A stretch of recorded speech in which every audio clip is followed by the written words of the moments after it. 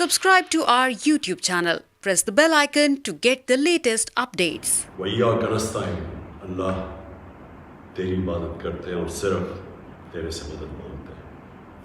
میرے پاکستانیوں، آج میں نے آپ سے بڑی اہم بات کرنی ہے اپنے ملک کے مستقبل کے لیے، اور میں نے یہ فیصلہ کیا کہ یہ میں لائیو کروں گا۔ یہ ریکارڈڈ نہیں ہے، یہ آپ کے پاس لائیو جائے گی بات، اور اس کی وجہ یہ ہے کہ پاکستان ایک اس انگریزی میں کہتے ہیں ڈیفائننگ مومنٹ پہ ہے، ایک فیصلہ کن وقت پہ ہے کہ ہم نے دو راستے ہمارے سامنے ہیں، ہم نے کون سا راستہ لینا ہے۔ لیکن میں چاہتا ہوں کہ اس سے پہلے یہ میں جو اپنی آپ سے دل کی آج باتیں کروں گا، اس سے پہلے میں صرف اپنی قوم کو بتانا چاہتا ہوں کہ میری طرح کا آدمی پولیٹکس میں آیا کیوں؟ کیونکہ آپ اگر پولیٹیشنز کی زندگی دیکھیں تو ان کو کسی کو بھی کوئی پولیٹکس سے پہلے نہیں جانتا تھا۔ ان کی کوئی بڑے کم ایسے لوگ ہیں جنہوں نے زندگی میں کوئی چیز اچیو بھی کیا۔ قائد اعظم محمد علی جناح بہت بڑے پولیٹیشین تھے، لیکن انہوں نے وہ ایسے تھے کہ سارے ہندوستان کے اندر وہ سب سے بڑے وکیل سمجھے جاتے تھے۔ تو ایک وہ یعنی ان کی حیثیت تھی پولیٹکس پہ آنے سے پہلے۔ لیکن آپ زیادہ تر لوگوں کو دیکھیں تو پولیٹکس میں تو سے پہلے کوئی ان کا نام بھی نہیں جانتا تھا۔ تو میں تو وہ ایک خوش قسمت انسان اللہ کا خاص شکر ادا کرتا ہوں کہ مجھے تو اس نے سب کچھ دے دیا تھا۔ یعنی کوئی شاید ہی کسی کو اتنی شہرت ملے، جتنا میری زندگی میں ضرورت تھی اتنا پیسہ میرے پاس تھا، سب کچھ تھا میرے پاس۔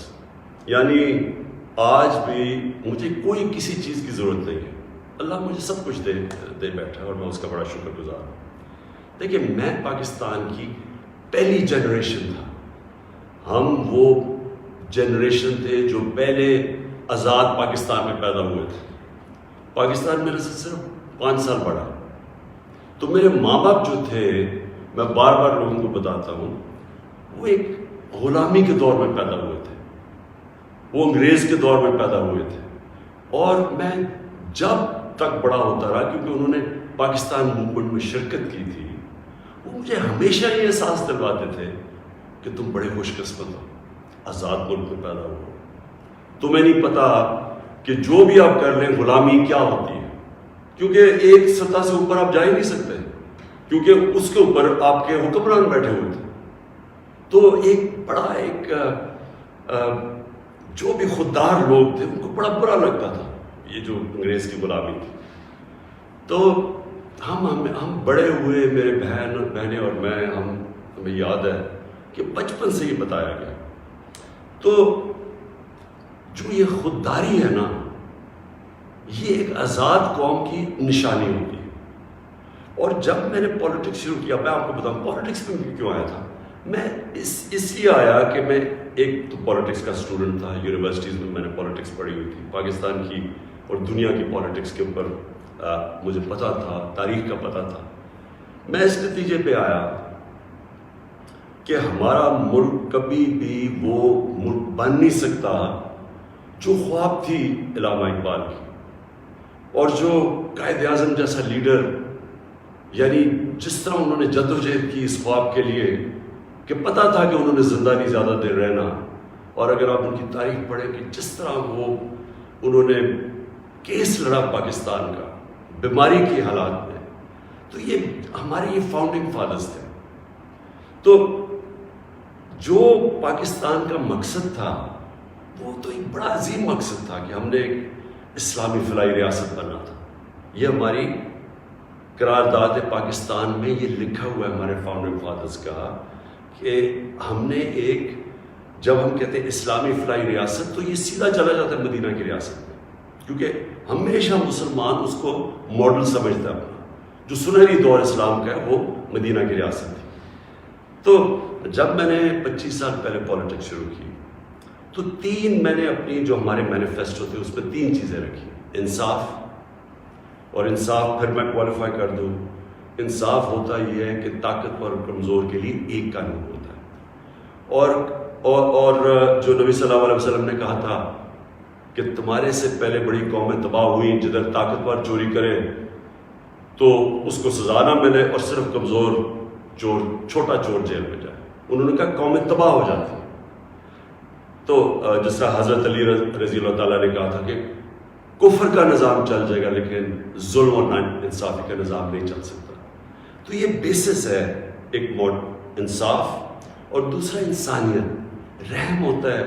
ایک اسلامی ریاست میں جو کہ مدینہ کی ریاست میں پہلی فلاحی ریاست بنائی گئی تھی، جو میں بار بار لوگوں کو کہتا ہوں. تو یہ میرے 2 ایمز تھے. اور تیسرا تھا خودداری. ایک مسلمان قوم غلام قوم نہیں بن سکتی. جس قوم کا نعرہ تھا پاکستان کا مطلب کیا، لا الہ الا اللہ. لا الہ الا اللہ کا تو مطلب ہی ہے کہ سوائے اللہ کے آپ کسی کے سامنے نہیں جھکتے. وہ شرک ہے. سب سے بری چیز اللہ کو لگتی ہے کہ جب آپ کسی کو بھی اللہ کی جگہ پہ رکھتے ہیں. تو یہ غلامی جو ہوتی ہے، یہ جب آپ کسی کی بھی پیسے کی غلامی، خوف کی غلامی، یہ سب شرک ہے. کیونکہ لا الہ الا اللہ انسان کو آزاد کرتا ہے. یہ 3 تھے میرے آج سے 25 سال پہلے. آپ دیکھیں کہ میں مینیفیسٹو میں یہ 3 چیزیں لکھی. مجھے لوگ کہتے ہیں عمران صاحب آپ اسلام کا نام استعمال کرتے ہیں. میں اگر میرے میں اللہ ایمان نہ ڈالتا، میں پولیٹکس میں کیوں آتا؟ جس آدمی کے پاس سب کچھ ہے، مجھے یہ بتائے وہ اپنی زندگی کے 22 سال خرچ کرے گا ایک سٹرگل میں، اور 14 سال تو تھوڑے سے لوگوں کے ساتھ تھا، 14 سال تو مذاق اڑتا تھا میرا. تو میں کیوں پولیٹکس پہ اتنی دیر کوشش کی جس کے پاس سب کچھ تھا؟ مجھے اتنے لوگوں نے کہا کہ عمران صاحب آپ کو ضرورت کیا تھی پولیٹکس کی؟ میں سچ آپ کو بتا رہا ہوں، بار بار مجھے لوگ کہتے ہیں آپ کو پولیٹکس میں آنے کی کیا ضرورت تھی؟ یعنی صرف آپ کو ضرورت ہی ہو تو آپ پولیٹکس میں آئیں، آپ کوئی نظریے کے لیے نہ آئیں، کوئی آپ کی بڑی ایمبیشن نہ ہو. ایک میں اپنے سارے جو، اور خاص طور پہ میں چاہتا ہوں میرے جو نوجوان ہیں وہ آج میرا بڑا غور سے سنے جو میں نے آپ سے بات کرنی ہے. دیکھیے ایک مولانا رومی کی ایک سینگ ہے. مولانا رومی کہتے ہیں کہ جب اللہ نے آپ کو پر دیے ہیں تو آپ کیوں چونٹیوں کی طرح زمین پہ رینگ رہے ہیں؟ اس کا مطلب یہ ہے کہ اللہ نے ہمیں اشرف المخلوقات بنائے ہیں، سب سے بڑی مخلوق. فرشتوں سے اوپر درجہ دیا ہمیں. فرشتوں کو کا انسان کے سامنے جھکو. اور شیطان کو اس لیے نکالا گیا، وہ عبادت بڑی کرتا تھا، اس نے ان کا حکم نہیں مانا، اس میں تکبر تھا، اس نے کہا میں نہیں جھکتا. اللہ نے ہمیں پر دیے. مسئلہ ہمارا یہ ہے کہ ہم، کیونکہ ہمارے میں ایمان کی کمی ہوتی ہے، کیونکہ ہم اور خداؤں کی پوجا کرتے ہیں، جو سب سے بڑا جو شرک ہے وہ پیسے کی پوجا کرتے ہیں، خوف کی پوجا کی، جو وہ بڑی سپر پاور ہے، اگر ہم نے یہ نہ کیا تو ہم تباہ ہو جائیں گے. یہ خوف کا پت ہے. ہم انسان چونٹیوں کی طرح رینگتا رہتا ہے. تو پاکستان، میں نے اس کی اونچ نیچ دیکھی ہے.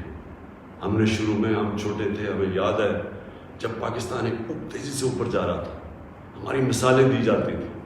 میں جب اسکول میں تھا پاکستان کی مثال دی جاتی تھی. ساؤتھ کوریا پاکستان آیا تھا سیکھنے کے لیے کہ کیسے آگے بڑھا. ملیشیا کے شہزادے میرے ساتھ اسکول میں پڑھتے تھے، یہاں سیکھنے آتے تھے. سارا مڈل ایسٹ سے لوگ یہاں پاکستان کی یونیورسٹیز میں آتے تھے. ہم اوپر جا رہے تھے، ہمارا ماڈل لوگ دیکھتے تھے، مثال دی جاتی تھی. میں نے اس کو نیچے آتے دیکھا اور میں نے اس کو ذلیل ہوتے دیکھا اپنے ملک میں.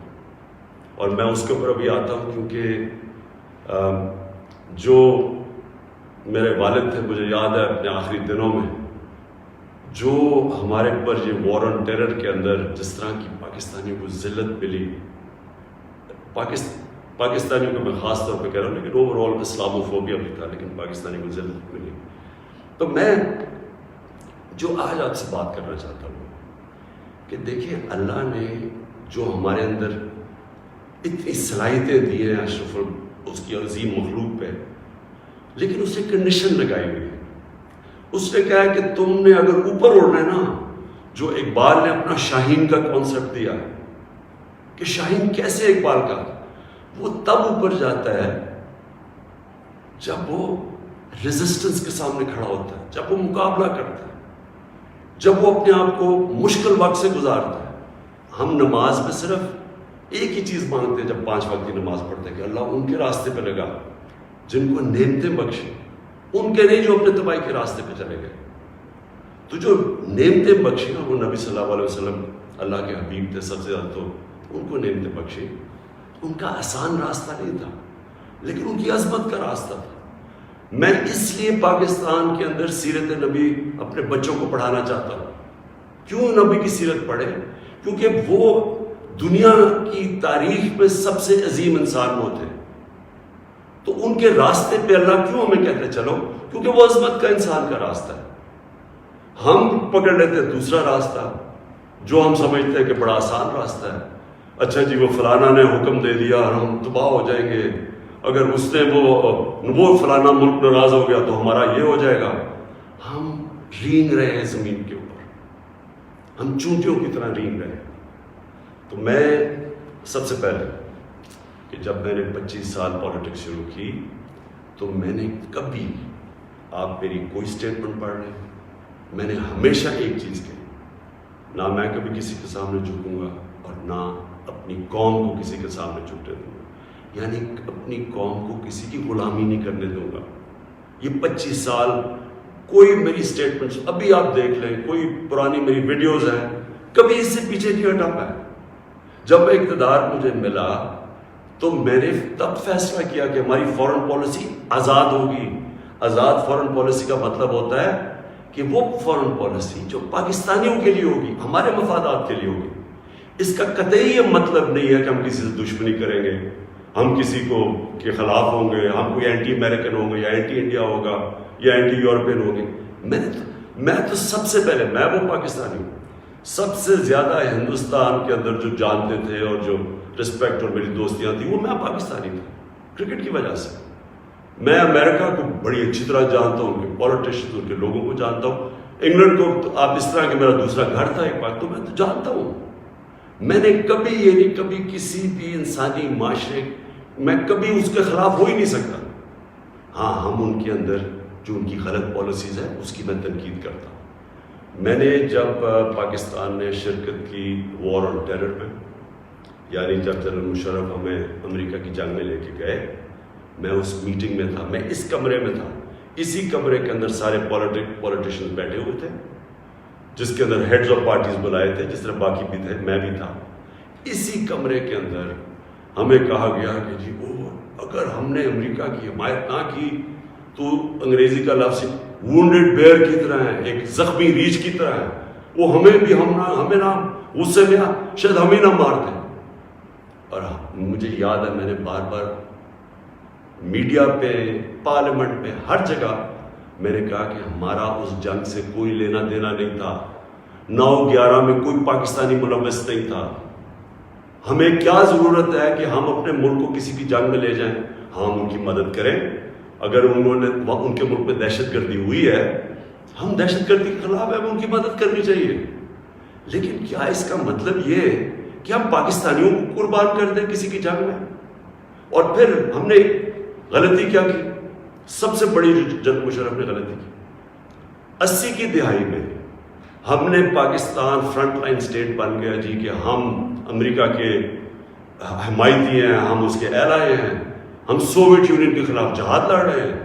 اور ساری جہاد پاکستان کے قبائلی علاقے سے لڑی گئی, اور باہر سے لوگ ہم نے بلائے اور ہم نے ان کو ٹرین کیا, اور یہاں سے مجاہدین گروپس گئے, ہم نے ان کی پوری حمایت کی. ان کو بتایا کہ فورن آکوپیشن, کیونکہ ہم اس لیے لڑ رہے ہیں کہ افغانستان کے اوپر فورن آکوپیشن ہے, اس لیے ہم لڑ رہے ہیں جہاد. اور سارے ہمیں بتایا گیا کہ کتنا بڑا پاکستان بڑا رول پلے کر رہا ہے. جیسے ہی وہ جہاد ختم ہوتی ہے, سوویت یونین ہارتا ہے, امریکہ یہاں سے چلا جاتا ہے, سوویت یونین ادھر چلا جاتا ہے, اور 2 سال کے بعد وہی امریکہ جو ہمارا دوست تھا, جس کے لیے جو ہم اکٹھے جنگ لڑ رہے تھے, وہ ہمارے اوپر سینکشن لگا دیتا ہے, پریسلر سینکشنز. 9/11 آ جاتا ہے, پاکستان کی، پھر امریکہ کی ضرورت پڑ جاتی ہے. یہ جو ابھی میں نے آپ کو کہا کہ اسی کمرے کے اندر فیصلہ ہو رہا ہے کہ جی ہم امریکہ کی ہمیں حمایت کرنی چاہیے. ہم نے کہا کہ ہاں ٹھیک ہے، حمایت یہاں تک ٹھیک ہے کہ ہم سارے دہشت گردی کے خلاف ہیں، ان کے خلاف ایکشن لیں، لیکن جو حمایت ہم نے کی، جو پاکستانیوں کی جانوں کی قربانی دی گئی، کسی اور امریکہ کے ایلائی نے اس طرح کی قربانیاں نہیں دی. کوئی نیٹو بھی امریکہ کے ساتھ تھا، کوئی ایک ملک بتائے جو 80,000 اپنے لوگ مروا لیں، جس کا سارا قبائلی علاقہ، اور میں یہ آج پھر سے کہنا چاہتا ہوں، دیکھیں میں قبائلی علاقے کو باقیوں سے بہتر جانتا ہوں. میں نے وہ سارا قبائلی علاقہ پھرا ہوا ہے، میں نے کتاب لکھی ہوئی، میں اس کی تاریخ جانتا ہوں. قبائلی علاقہ پاکستان میں سب سے پرامن علاقہ تھا. وہاں کرائم ہوتی نہیں تھی، کوئی ان کے ریکارڈ میں، یعنی ہمیشہ سے وہ کرائم فری ایریا تھا. جو قبائلی علاقے کے لوگوں سے ہوا ہماری اس جنگ میں شرکت کرنے سے، آپ اندازہ نہیں لگا سکتے کہ وہ لوگوں کے اوپر، بیچاروں کے اوپر کیا گزرے. وہاں لوگ مارے گئے، وہ ادھر سے لوگ کھڑے ہو گئے جن لوگوں کو، اب سوچے ہم لوگوں کو کہہ رہے ہیں کہ جہاد کرنا، اگر باہر سے آکوپیشن ہو وہ سب سے عظیم چیز ہے، اور اب امریکن جب ہم پہنچ گئے تو ہم نے کہا نہیں آپ دہشت گردی ہے. اب ظاہر ہے وہ لوگوں کو آپ 10 سال میں ایک طرف سے دوسری طرف تو نہیں لے جا سکتے تھے، وہ انسان تھے، ان کو ہم نے یہ بتایا ہوا تھا کہ یہ جہاد ہے. وہ جب انہوں نے پاکستان کے خلاف شروع ہو گئے، اور وہ جو پرانے جہادی گروپس ٹرین کیے تھے وہ بھی پاکستان کے خلاف ہو گئے. تو اس سے انہوں نے ہمیں کہا کہ ہم کولیبریٹرز ہیں امریکہ کے. جہاں جو پاکستان میں خود کش حملے ہوئے، جو قبائلی علاقہ اجڑا گیا، جو یہاں میں پتہ نہیں کتنے ہسپتالوں میں گیا، میں تو جو لوگ بچ گئے تھے، کسی کی ٹانگیں نہیں ہیں، کوئی چل نہیں سکتا، کسی آنکھیں نہیں ہیں، ہاتھ اڑے ہوئے ہیں. تو اس ساری جو ہم نے جب اس کی اتنی زیادہ قربانیاں دی اپنے ملک کی، اس کا کوئی کریڈٹ ملا پاکستان کو؟ کیا کسی نے کہا کہ آپ نے بڑا زبردست کام کیا، شکریہ پاکستان؟ یہ نہیں ہوا. وہاں سے آوازیں آنی شروع ہو گئی. افغانستان کی، یہ افغانستان آزاد ہونے سے پہلے کی بات کر رہا ہوں، کہ جی پاکستان کی دوگلی پالیسی کی وجہ سے وہ نہیں جیت سکتے. یہاں ہمارے لوگوں کو بار بار کہا گیا کہ ڈو مور، کہ ابھی آپ نے اور نہیں کیا. ڈرون اٹیکس ہوئے، ڈرون اٹیکس پہ جتنے بے قصور لوگ مارے گئے. مجھے یاد ہے میں گیا وہاں باجوڑ میں ڈرون اٹیک ہوا، 80 مدرسے کے بچے مار دیے. شادیوں کے اوپر ڈرون اٹیک ہو رہا ہے. تو پاکستان کس عذاب سے گزرا؟ کہ میں بیک گراؤنڈ اس لیے دے رہا ہوں کیونکہ آپ کو پتا ہونا چاہیے کہ میری آج پالیسی کیا ہے. کیا جو تنقید ہو رہی ہے کہ جی عمران خان، یہ جو ہمیں ڈاکیومنٹ ملی ہے، پہلے میں بیک گراؤنڈ آپ کو بتا دوں کہ یہ سارے وقت میں اس کی مخالفت کرتا رہا. آپ مجھے طالبان خان انہوں نے کہا، جب میں یہ کہتا تھا کہ یہ پاکستان کی جنگ نہیں ہے اور یہ جو ہو رہا ہے یہ ظلم ہو رہا ہے، یہ جو ڈرون اٹیکس کے خلاف میں نے مظاہرے کیے، واحد پولیٹیشین تھا، میں نے دھرنے دیے ڈرون اٹیکس کے خلاف. میں نے وزیرستان مارچ کی، باہر سے ہیومن رائٹس امریکہ سے آرگنائزیشن آئی، انہوں نے میرے ساتھ حمایت کی. ایک کلائیو اسٹیٹٹ اسمتھ تھا وکیل، اس نے میرے ساتھ آ کے حمایت کی کہ یہ اتنا بڑا ظلم ہے. کوئی ہمارے سینئر پولیٹیشین لیڈرز نے کوئی بات نہیں کی. ڈرے ہوئے، خوف زدہ، کہ امریکہ نہ ناراض ہو جائے. کون سے قانون میں یہ لکھا ہوا ہے کہ آپ کا اپنا جس کے لیے آپ جنگ لڑ رہے ہیں وہی آپ کے ملک میں آئے، ڈرون اٹیک کرے، جج جوری ایکزیکیوشنر، یعنی وہی فیصلہ کرے کون دہشت گرد ہے، اس کو مار دے، کوئی پتہ نہ تحقیق ہو کہ جی کوئی بے قصور آدمی تھا یا واقعی دہشت گرد ہے. ہماری حکومتوں نے پوری طرح اس جرم میں شرکت کی، اور جو وہاں کے جن کے رشتہ دار مرتے تھے، جن کے کوئی بے قصور لوگ، عورتیں، بیوی، گھر مرتے تھے، وہ ہمارے اوپر پھر حملے کرتے تھے. وہ ہمیں سمجھتے تھے کہ ہم ان کی مدد کر رہے ہیں جو کہ ان کے اوپر ظلم کر رہے ہیں. تو لہٰذا ہر طرف پاکستانیوں نے سفر کیا. تو میں جب حکومت ملی تو میں نے پہلے دن سے یہ کہا کہ پاکستان کی فارن پالیسی پاکستان کے لوگوں کے لیے ہوگی. ہم کوئی ایسی فارن پالیسی نہیں بنائیں گے جو کہ کسی اور کی تو بہتری ہو لیکن ہمارے ملک کو نقصان پہنچے. کہ یہ کسی کے خلاف نہیں تھی, یہ اینٹی امریکن یا اینٹی یورپین اینٹی انڈین بھی نہیں تھی. انڈیا کے خلاف صرف جب انہوں نے کشمیر کے اوپر انٹرنیشنل قانون توڑا, جب انہوں نے کشمیر کا سٹیٹس لیا 5 اگست 2019 میں, تب میں نے ان کے خلاف بات کی اور ہر فورم پہ کی. لیکن میں نے کوشش اس سے پہلے پوری کی ہندوستان سے دوستی کی. تو میں آج جو آپ کے پاس یہ ساری بات کرنے کے لیے اس لیے آیا ہوں کہ ابھی ہمیں 8 مارچ کو یا اس سے پہلے 7 مارچ کو ہمیں ایک امریکہ نے باہر سے ملک میں نام مطلب میرا کہ کسی اور باہر سے ملک سے ہمیں میسج آتی ہے, اور میں اس لیے آپ کے سامنے یہ میسج کی بات کرنا چاہتا ہوں اور میں اس لیے لائیو بھی کر رہا ہوں کہ یہ ایک کسی آزاد ملک کے لیے جس طرح کی ہمیں میسج آئی ہے, یہ ہے تو پرائم منسٹر کے خلاف ہی سر, لیکن یہ ہماری قوم کے خلاف ہے. مجھے جو اس سے سب سے زیادہ تکلیف ہے وہ یہ نہیں ہے کہ یہ اس میسج میں واضح یہ لکھا ہوا ہے کہ جناب اگر یہ جو عدم اعتماد, اور ان کو پہلے سے ہی پتا تھا, ابھی اعتماد یا درج نہیں ہوئی تھی, ان کو پہلے سے ہی پتا چل گیا کہ عدم اعتماد کی آ رہی ہے پاکستان کے اندر, یہ اپوزیشن رکھنے لگی. تو اس کا مطلب کہ یہ جو ہو رہا تھا یہ پہلے سے ہی ان کے باہر کی لوگوں سے رابطے تھے. اچھا, اس پہ پھر مزیدار چیز یہ ہے کہ وہ یہ پاکستان کی قیادت یا پاکستان کی گورنمنٹ کے خلاف نہیں ہے, وہ صرف عمران خان کے لیے. وہ یہ کہتے ہیں کہ ہمیں, اور ایک بہانہ مارتے ہیں کہ ہمیں کیوں غصہ پاکستان پہ, لیکن کہتے ہیں کہ وہ غصہ تب بالکل ٹھیک ہو جائے گا, ہم معاف کر دیں گے پاکستان کو اگر عمران خان یہ عدم اعتماد کی یہ ہار جاتا ہے. یعنی اگر عمران خان چلا جاتا ہے تو پاکستان کو معاف کر دیتے ہیں, لیکن اگر یہ عمران خان کے خلاف فیل ہو جاتی ہے تو پھر پاکستان کو ایک مشکل وقت کا سامنا کرنا پڑے گا. دیکھیں, جو پھر سے میں یہ کہتا ہوں کہ ایک الیکٹڈ پرائم منسٹر کے خلاف کوئی بھی دوسرا ملک یہ اس طرح, اور یہ ریکارڈڈ ہے, یہ میں آپ کو یہ بتا دوں کہ یہ نہیں کہ یہ میں دیکھ رہا ہوں کئی میڈیا کے لوگ اس کو کور کرنے کی کوشش کر رہے ہیں کہ جی وہ ایسا نہیں تو فلانا نہیں تو وہ پتہ نہیں, یہ نہیں. یہ آفیشیل ڈاکیومنٹ ہے جو گورنمنٹ آف پاکستان کو, ہمارے ریپرزینٹیٹیو امبیسڈر کو نوٹس لے رہے تھے لوگ, جس میں یہ کہا گیا, اور یہ کہا بیسکلی یہ کہا گیا کہ اگر عمران خان رہتا ہے وزیر اعظم تو ہم آپ کے ساتھ ہمارے آپ تعلقات بھی خراب ہو جائیں گے اور آپ کو مشکلوں کا سامنا کرنا پڑے گا. تو میرا سب سے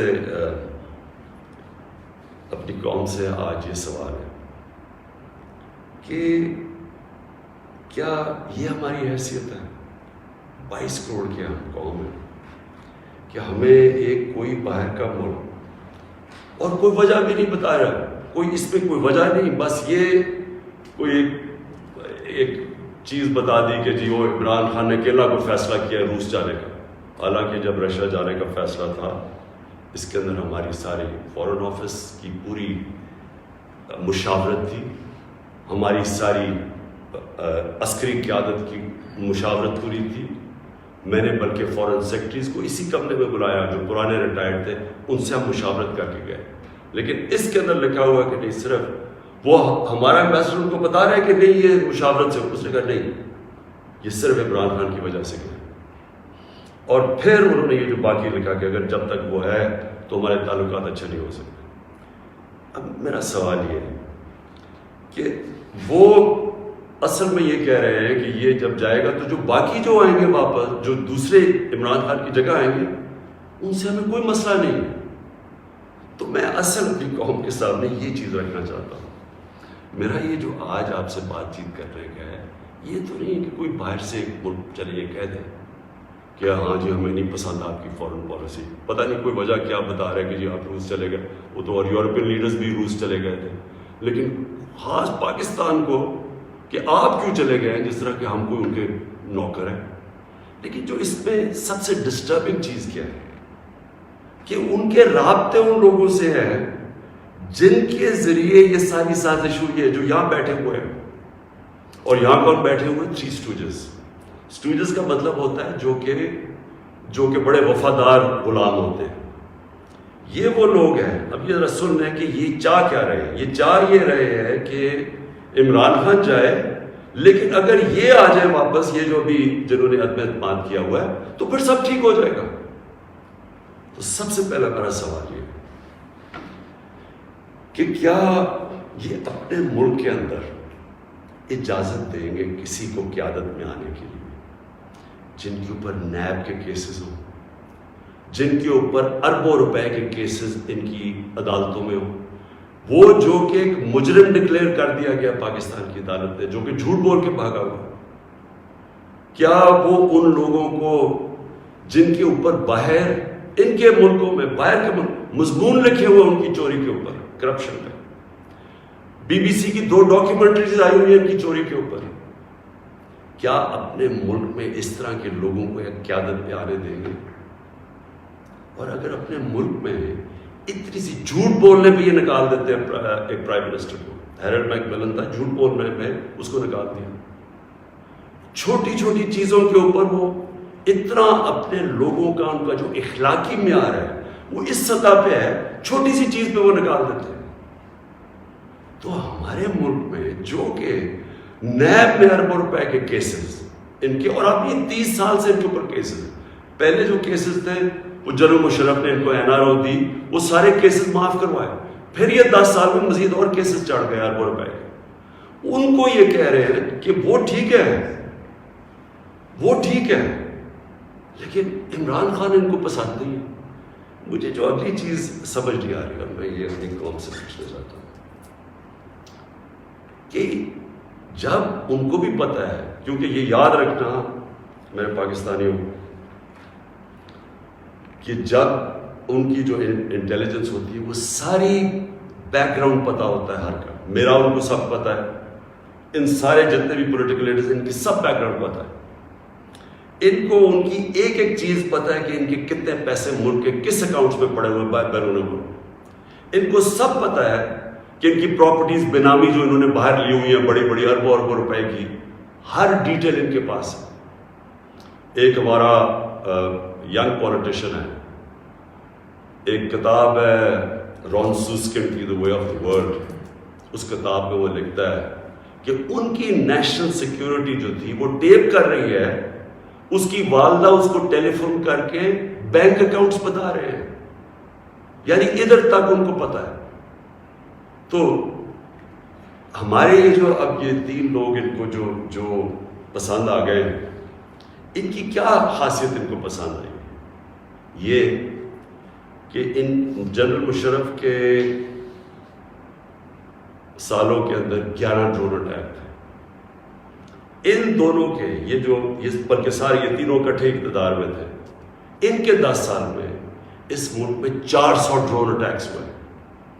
ایک دفعہ ان کے منہ سے نہیں نکلا کہ مذمت کرتے ہیں. حامد کرزئی مجھے یاد ہے افغانستان میں جب ان کے ڈرون اٹیک یا وہاں بمباری سے افغانستان کے بے قصور لوگ مرتے تھے, وہ مذمت کرتا تھا. جدھر افغانستان میں فورن فوجیں تھی, یہاں ہم بیٹھے ہوئے ہیں 400 ڈرون اٹیکس میں ایک دفعہ کسی نے مذمت نہیں کی. اس لیے ان کو یہ سوٹ کرتے ہیں. مولانا فضل الرحمان کی ایک وکی لیکس کیا تھی کہ ایک جس طرح پینما پیپرز کا انکشاف ہوا تھا, یہ ایک انٹرنیشنل انکشاف ہوا تھا, لیک ہو گئے تھے سیکرٹ پیپرز یا ڈاکیومنٹس. تو پینما جو وکی لیکس میں وہ انکشاف ہوتا ہے کہ جو پاکستان کے اندر امریکی ایمبیسڈر تھی این پیٹرسن, اس کو مولانا فضل الرحمان، مولانا نہیں، فضل الرحمان، اس کو فضل الرحمان کہتا ہے کہ مجھے موقع دے دے، میں بھی وہی خدمت کروں گا جو باقی آپ کی خدمت کرتے ہیں. یہ وکی لیکس میں تھا. نواز شریف کا برکا دت کی کتاب میں ہے کہ وہ نیپال کے اندر نریندر مودی سے چھپ چھپ کے مل رہا تھا اپنی فوج سے بچنے کے لیے. ڈان لیکس میں کیا تھا؟ ہندوستان کو میسجنگ ہو رہی تھی کہ جناب میں فوج کے ساتھ، اگر فوج یہ کر گئی تو فوج کر کے میں نہیں کر رہا. یہ سوچیں کہ کبھی آپ سوچ سکتے ہیں کہ میرے آرمی چیف کو، جنرل باجوہ کو کوئی باہر کی قوت کہے کہ جی دہشت گرد ہے، اور میں چپ کر کے بیٹھا رہا اور وہ میری تعریف کرے اور اس کو برا بھلا کہے. جنرل راحیل شریف کو نریندر مودی دہشت گرد کہہ رہا تھا، دہشت گرد کا چیف، اور نواز شریف سے دوستی تھی اور شادیوں پہ انویٹیشن تھی. یہ ان لوگوں کو یہ چاہتے ہیں. آصف زرداری کا باب وڈورڈ کی کتاب کے اندر ہے کہ ان کے سی آئی اے چیف جب ان سے کہتا ہے، وہ کولیٹرل ڈیمیج کی بات کی، کولیٹرل ڈیمیج کا مطلب کہ جب بم گرتا ہے تو بے قصور لوگ مارے جاتے ہیں، تو اس کو کہتا ہے کہ فکر نہ کرے اگر ڈرون اٹیک میں بے قصور لوگ مارے جاتے ہیں مجھے نہیں فرق پڑتا. یہ پاکستان کا پریزیڈنٹ کہہ رہا ہے دوسروں کو، جس کو تھوڑا سا، اور کتاب میں وہ لکھتا ہے کہ وہ حیرت انگیز ہو، حیرت آتی ہے کہ یہ کیسے ملک کا صدر بات کر رہا ہے. اس طرح کے لوگ ان کو پسند ہیں. اور شہباز شریف اس کی سٹیٹمنٹ کہ جی عمران خان نے بڑی غلطی کی، ایبسلوٹلی ناٹ کہہ کے، یعنی یہ جو ان کے دور میں ایبسلوٹلی ناٹ کیا تھا، میں نے صرف یہ بات کہی کہ ہم امن میں آپ کے ساتھ ہیں، ہم جنگ میں آپ کے ساتھ نہیں ہیں، ہم کسی کانفلکٹ میں آپ کے ساتھ، لیکن جو بھی آپ امن افغانستان میں کہیں چاہتے ہیں ہم ساتھ ہیں آپ کے. میری پالیسی آپ میں بتاؤں کہ کیونکہ ہم انڈیپینڈنٹ، یعنی ہم ایک انڈیپینڈنٹ فارن پالیسی چاہتے ہیں، ہماری کریڈیبلٹی ہوتی ہے کہ ہم سالس کا کردار پلے کر سکتے ہیں. وہ صرف تب ہوتی ہے جب آپ لوگ سمجھیں کہ آزاد ہے آپ کی فارن پالیسی. جب لوگ پہلے سے سمجھتے ہیں کہ جدھر سے حکم آئے گا آپ نے وہی کرنا ہے، آپ کو اتنی بھی شرم نہیں ہے کہ آپ کے ملک میں بمباری کر رہا ہے آپ کا دوست اور آپ کے لوگ مر رہے آپ اس کو نہیں کچھ کہہ سکتے، کس نے آپ کی کیا کریڈیبلٹی ہوگی اور دنیا نے کیا عزت کرنی آپ کی. جب ہم یہ وار آن ٹیرر میں حصہ لے رہے تھے، بیرون ملک پاکستانیوں سے میرا تعلق بہت ہے، کبھی ان سے پوچھے کہ ان کو کس ذلت کا سامنا کرنا پڑا. ایئرپورٹس کے اوپر ان سے کیا ہوتا تھا، پکڑ کے ان کو ڈیٹین کر دیتے تھے، عام بے قصور لوگوں کو پکڑ کے پاکستانی کو جیل میں ڈال دیتے تھے باہر کے ملکوں، جبکہ یہاں ان کے لیے جنگ لڑ رہے ہیں، باہر پاکستانی دشمن بنے ہوئے ہیں. کبھی کسی سے پوچھے کہ ان بیچاروں سے کیا، کتنے پاکستانیوں کو جیلوں میں ڈالا گیا، کسی نے کوئی بات کی، کسی نے ان کے لیے سٹینڈ لیا. تو میں جب یہ میں کسی کے اگینسٹ نہیں بات کرتا، میں صرف یہ کہتا ہوں کہ میری جو سب سے بڑی ذمہ داری ہے وہ میرے 22 کروڑ لوگ ہیں، میں ان کے لیے فارن پالیسی بناؤں. تو یہ جو شہباز شریف کہتے ہیں ایبسلوٹلی ناٹ، میں نے نہیں کہنا تھا، کیونکہ آپ کا تو پاور میں آنے میں مقصد ہی کچھ اور ہے. آپ نے کب پاکستانیوں کے لیے سٹینڈ لیا؟ بتائیں کتنی دفعہ یہ جب بمباری ہو رہی تھی آپ کے منہ سے آواز نکلی، اور آپ کے بھائی صاحب کبھی بات کر ہی نہیں سکتے جب، کیونکہ آپ کے سارے جو اربوں روپے سب پتہ ہے ان کو کدھر پڑے ہوئے. اور دوسری چیز یہ کہا کہ جی یہ جو ڈاکیومنٹ ہے یہ ٹھیک ہی نہیں ہے، اگر یہ ٹھیک ہو جاتی تو آپ ہمارے ساتھ آ جاتے ہیں. تو آج نیشنل سیکورٹی پارلیمنٹ کی کمیٹی کے اندر جب رکھی گئی، کیوں نہیں آپ نے آ کے دیکھی؟ ہم نے یہ ڈاکیومنٹ پہلے لوگوں نے کہا کہ نہیں جی یہ ٹھیک نہیں ہے، مذاق اڑایا گیا، جی جعلی ہے. پہلے میں نے کیبنٹ میں رکھی، ساری کیبنٹ کو بتایا گیا، منٹس کیبنٹس کے بنے کیونکہ سب سے ٹاپ فورم پاکستان کا وہ ہے. اس کے بعد نیشنل سیکورٹی کونسل کی میٹنگ کی، میں نے سارے اپنے سروسز چیف سب کے سامنے رکھی وہ ڈاکیومنٹ. اس کے بعد یہ پارلیمنٹ کی کمیٹی کے اندر لے کے گیا اور سینئر جرنلسٹ کو ہم کو بتایا، صرف یہ کہنے کے لیے کہ یہ کوئی ڈاکیومنٹ کوئی پبلک کو یعنی اکسانے کی بات نہیں ہے. یہ جو میں نے آپ کو بتایا اس سے زیادہ یہ خوفناک اس میں چیز ہے اس ڈاکیومنٹ کے اندر. میں اب آخری بات پہ آنے لگا اور وہ یہ ہے کہ ہماری اب سنڈے کو ووٹ دی جائے گی. اس سنڈے کو اس ملک کا فیصلہ ہونے لگا کہ یہ ملک کس طرف اب جائے گا. کیا وہی غلامانہ پالیسی، کرپٹ لوگ جن کے اوپر 30 سال سے کرپشن کے کیسز ہیں، نیب میں ان کے کیسز پڑے ہیں. بدقسمتی سے کوئی اور ملک ہوتا جس کے اندر یہ انصاف کا نظام زیادہ طاقتور کو قانون کے نیچے لانے جن کی صلاحیت ہے، اور جو بھی خوشحال ملک ہیں دنیا میں، جو بھی جدھر ملک میں جن ملکوں کے اندر غربت نہیں ہے، خوشحالی ہے، جو پروگریس کر چکے ہیں، ترقی یافتہ ملک ہیں، ان سارے ملکوں کی ایک چیز آپ کو کامن ملے گی کہ طاقتور مجرم کو ان کی صلاحیت ہوتی ہے قانون کے نیچے لانے کی. ہمارا ابھی تک انصاف کے نظام میں وہ صلاحیت نہیں ہے. یہ ہماری بڑی بدقسمتی ہے کہ اربوں روپے کے ان کے پاس کیسز ہیں، کچھ نہیں ہو رہا. تو کیا قوم ان کو پھر جو 30 سال سے کہہ رہے ہیں، اچھا کہہ رہے ہیں جی عمران خان نے ملک بڑا خراب، آج کیوں یہ سارا کر رہے ہیں ڈرامہ عمران خان نے ملک خراب کر دیا. عمران خان تو ابھی 3.5 سال ہوئے، 30 سال سے تو آپ باریاں لے رہے ہیں اس ملک کے اوپر. تو یہ اگر ملک خراب تھا، یہ اگر حالات برے تھے، تو یہ کیا 3.5 سال میں ہو گئے؟ اور میں چیلنج کرتا ہوں کہ 3.5 سال میں جو ہم نے کیا ہے، کسی بھی فورم انڈیپینڈنٹ ماہرین کو آپ بٹھائے ان سے پوچھیں، میں چیلنج کرتا ہوں کہ 3.5 سال میں جو پاکستان میں ہوا کہ ان کے کسی دور میں نہیں. تو یہ جو اب سارے اکٹھے ہیں، یہ اب قوم نے فیصلہ کرنا ہے کہ کیا یہ جو ووٹ ہونی ہے سنڈے کو، اس میں کون کدھر جائے گا. مجھے لوگوں نے کسی نے کہا جی وہ عمران خان آپ ریزائن کر دیں. میں ریزائن کر دوں؟ میں جو میرے ساتھ کرکٹ کھیلتے تھے وہ ساری دنیا 20 سال جو میں کھیلی ہے، آخری گیند تک میں مقابلہ کرتا ہوں. میں کبھی ہار زندگی میں نہیں مانی. میں تو ووٹ کا جو بھی رزلٹ ہو جائے آپ دیکھیں گے کہ میں تو اس کے بعد اور زیادہ تکڑا ہو کے سامنے آؤں گا جو بھی رزلٹ ہو. لیکن میں یہ دیکھنا چاہتا ہوں اس دن، یہ میں چاہتا ہوں میری ساری قوم دیکھے کہ کون جا کے اپنے ضمیر کا سودا کرے گا. اگر کوئی یہ کسی کو کہنے کی کوشش کر رہا ہے نا کہ جی ہمیں ایک دم پتہ چلا کہ عمران خان تو یہ تو بہت ہی نااہل یا برا تھا، آپ کو ریزائن کرنا چاہیے تھا. ہم جمہوریت کے اندر لوگ ریزائن کرتے ہیں. لوگ تب نہیں کرتے کہ جب آپ دیکھیں کہ 20-25 کروڑ روپے آپ کو آفر ہو رہا ہے اور آپ چلے جائیں، اور وہ پیسہ جو پہلی چوری کا پیسہ جس سے خریدا جا رہا ہے لوگوں کو، ساری قوم کے سامنے یہ ہو رہا ہے. وہ جگہ بنی ہوئی ہے جدھر میریٹ کے اندر یا سندھ ہاؤس کے اندر یہ تماشا چل رہا ہے ساری قوم کے سامنے.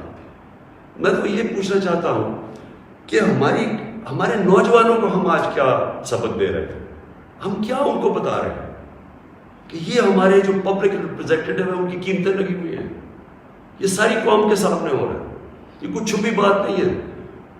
آپ الٹا بھی لٹک جائیں، کوئی یہ نہیں مانے گا کہ ان 3 لوگوں کے پاس کوئی اس لیے جا رہا ہے کہ یہ تو بڑے کوئی نظریاتی لوگ ہیں. تو کوئی نہیں ماننے لگا کہ یا اسد زرداری یا شہباز شریف، نواز شریف یا فضل الرحمانی کوئی نظریاتی لوگ ہیں. سب ان کو جانتے ہیں. صرف انہوں نے جو اپنے خلاف سٹیٹمنٹس دی ہوئی ہیں وہ 20 سال ذرا دیکھ لیں تو آپ سمجھ جائیں گے کہ یہ کوئی نظریاتی نہیں ہو رہا. یہ صرف اور صرف ضمیروں کا سودا ہو رہا ہے. یہ اپنے ملک کا سودا ہو رہا ہے. یہ اپنے ملک کی ساورنٹی کا سودا ہو رہا ہے. اور یہ جو ہوگا، میں ابھی بھی لوگوں کو یہ، کیونکہ مجھے ابھی بھی امید ہے کہ جو ہمارے لوگ اپنا سودا کر کے وہاں بیٹھے ہوئے ہیں، میں ابھی بھی آپ سے یہ کہتا ہوں کہ ہمیشہ کے لیے یہ آپ کے اوپر ایک مور لگنے لگی ہے. یہ نہ لوگوں نے آپ کو معاف کرنا ہے، نہ لوگوں نے آپ کو بھولنا ہے، نہ آپ کی اس بات کو معاف کرنا ہے بھولنا ہے، نہ جو لوگ آپ کو ہینڈل کر رہے ہیں نہ ان کو معاف کرنا ہے اور بھولنا ہے لوگوں کو. یہ ہمیشہ کے لیے لوگ یاد رکھیں گے کہ آپ نے اپنے ملک کا سودا کیا. ایک بیرون ملک سازش جو یہاں لوگوں کے ساتھ مل کے ایک وہ گورنمنٹ جس کی آزاد فورن پالیسی تھی اس کو گرانے کی کوشش کی گئی. یہ کوئی آپ کو معاف نہیں کرے گا. ہمارے بر صغیر کی تاریخ کیا ہے؟ میر جعفر اور میر صادق کون تھے؟ یہ وہ لوگ تھے جنہوں نے انگریزوں کے ساتھ مل کے بنگال کو غلام بنایا، انگریزوں کے ساتھ مل کے سراج الدولہ کو مروایا، اور اپنی ذاتی مفادات کے لیے اپنے قوم کو غلام بنایا، اور دوسرے نے ٹیپو سلطان کو اس سے غداری کی، انگریزوں کے ساتھ مل کے اپنی قوم کو غلام بنایا۔ یہ موجودہ آپ کے میر جعفر اور میر صادق ہیں، باہر کی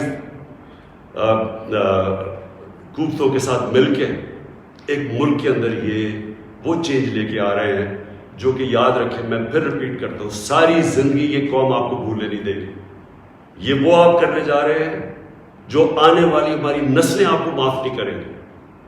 اور میں آپ کو یہ بھی بتا دوں آج کہ اگر آپ کا یہ خیال ہے کہ یہ سازش کو کامیاب ہونے دیں گے، میں اس کے سامنے کھڑا ہوں گا۔ میری یہ اپنی قوم سے کمٹمنٹ ہے کہ ہمیشہ جب تک میرے میں خون ہے میں اس کا مقابلہ کروں گا۔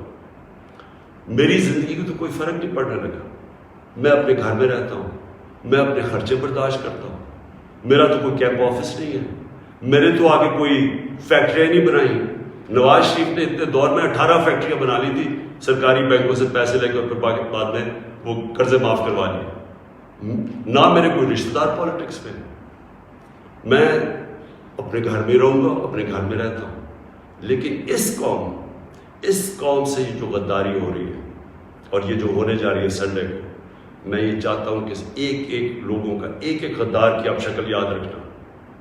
یہ جتنا بھی ہے کہ اپنے لوگوں کو بتانے کی کوشش کریں کہ جی وہ ایک دم ہمیں پتہ چلا ہے کہ یہ کیا ہوا ہے، یہ کتنا برا وقت گزرا تھا، لوگ آپ کی کوئی بات ماننے نہیں لگے۔ یہ قوم جو ہے، میں پھر سے ریپیٹ کرتا ہوں آپ کو، میں آخری بات کہنے لگا ہوں، یہ قوم نہ یہ بھولے گی، نہ آپ کو معاف کرے گی، نہ جو لوگ آپ کے پیچھے ان کو معاف کرے گی۔ اور یہ اگر آپ کا کسی کا خیال ہے کہ عمران خان چپ کر کے بیٹھ جائے گا، کسی خوش فہمی میں نہ رہے۔ میرے پہ اللہ نے مقابلہ کرنے کی صلاحیت دی ہے، ساری زندگی میں نے مقابلہ کیا ہے۔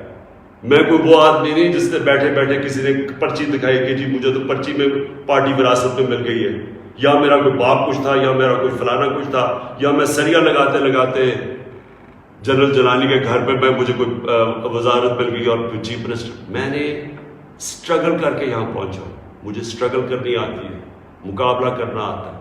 میں کسی صورت اس سازش کو کامیاب نہیں ہونے دوں گا۔ پاکستان پائندہ باد۔